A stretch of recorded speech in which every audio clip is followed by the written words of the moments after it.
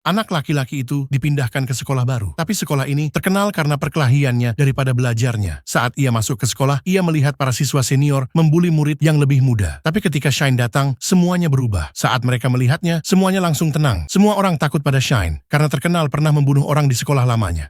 Sebab itulah, tak ada yang berani macam-macam padanya. Saat Shine masuk ke kelas, semua orang langsung terdiam. Ia duduk di bangkunya dan menundukkan kepalanya. Tiba-tiba, anak kutub buku di kelas itu tak sengaja menabraknya. Shine kesal dan menatapnya tajam. Ketakutan, si kutub buku langsung meminta maaf. Setelah mendengar itu, Shine kembali tidur. Si kutub buku pun lega dan melanjutkan tugasnya. Tugasnya membawakan makan siang untuk seniornya setiap hari. Namun di balik itu, ia diam-diam mencuri ponsel para murid. Semua ponsel itu harus ia serahkan pada bosnya Alex. Tiba-tiba, Alex sadar jumlah ponsel kali ini lebih sedikit dari biasanya. Alex meminta si kutub buku menunjukkan daftar ponsel curian. Tiba-tiba, Alex melihat nama Shine dan bertanya, "Siapa orang ini?" Si kutub buku menjawab, "Dia murid baru. Aku tak berani ambil ponselnya." Mendengar itu, Alex marah dan mulai memukulnya sambil berkata, "Aku mau ponselnya sekarang." Si kutub buku sangat ketakutan, jadi ia pun menurut. Ia masuk ke ruang kepala sekolah dan berkata, "Saya ingin mengambil ponsel murid." Tanpa curiga, kepala sekolah memberikannya tas berisi ponsel. Ia langsung pergi ke kamar mandi. Ia bimbang apakah mencuri ponsel Shine adalah ide yang baik. Namun akhirnya, ia tetap melakukannya. Sore harinya, ia kembali ke kelas dan mengembalikan ponsel milik murid. Tapi saat Shine datang untuk mengambil ponsel, ia sadar ponselnya hilang. Shine bertanya, "Di mana ponselku?"